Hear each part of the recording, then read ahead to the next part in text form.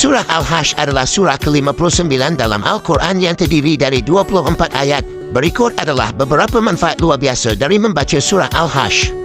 Manfaat spiritual 1. Meningkatkan iman dan takwa. Membaca surah Al-Hash dapat meningkatkan iman dan takwa kita pada Allah Subhanahu Wa Taala.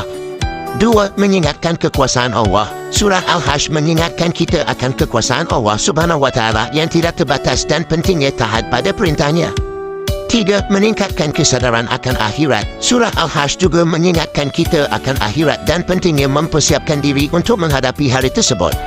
Manfaat psikologis 1. Mengurangi stres dan kecemasan. Membaca surah Al-Hash dapat mengurangi stres dan kecemasan kita kerana kita menjadi lebih sadar akan kekuasaan Allah Subhanahu Wa Taala. 2. Meningkatkan kesabaran dan kepasahan. Surah Al-Hash juga dapat meningkatkan kesabaran dan kepasahan kita dalam menghadapi cobaan dan kesulitan. 3. Meningkatkan kedamaian dan ketenangan. Membaca surah Al-Hash dapat meningkatkan kedamaian dan ketenangan kita dalam menghadapi kehidupan. Manfaat dunia 1.